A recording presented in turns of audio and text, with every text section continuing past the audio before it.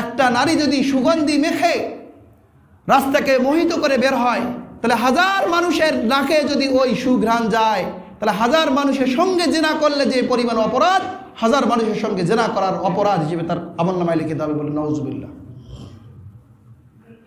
যতক্ষণ পর্যন্ত সে ফরজ গোসলের মতো গোসল করেনি, ততক্ষণ পর্যন্ত সে যদি কারামতিয়া মসজিদে গিয়েও নামাজ আদায় করে, তার নামাজ আল্লাহ তাআলা কবুল করবে না। সুগন্ধি মেখে কোথায় যেতেছে? কারামতিয়া মসজিদে যেতে নামাজ পড়বার জন্য। যে সে যদি বাইতুল্লাহ শরীফে যায় নামাজ পড়তে, তার নামাজ আল্লাহ তাআলা কবুল করবে না।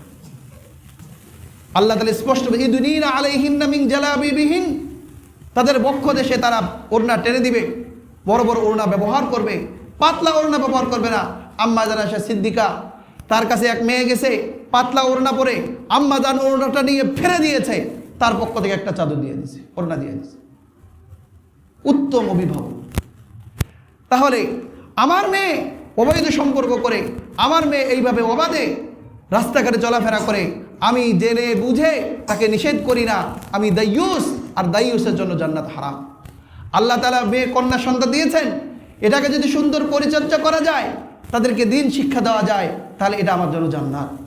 এটা জান্নাত অর্জনের কারণ। যার এক দুইটা কন্যা সন্তান, তিনটা কন্যা সন্তান থাকবে, তাদেরকে সুন্দর পরিচর্যা করবে।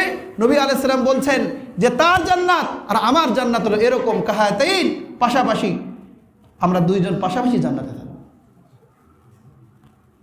যে সে জাহান্নাম থেকে মুক্তির কারণ হবে, তার যেই কন্যা সন্তানকে আল্লাহ তাআলা রহমত এবং জান্নাতের কারণ হিসেবে বানাইলেন, ওই কন্যা সন্তান আমার জন্য জাহান্নামের কারণ হয়েছে। আজকে এই মুসলিম দেশে মেয়েরা রাস্তার মোড়ে প্রকাশ্যে সিগারেট খাবে, ওড়না ছাড়া, তারা পোশাকের স্বাধীনতা কামনা করে। নাউযুবিল্লাহি মিন যালিকা। এরা কোন বাবার সন্তান?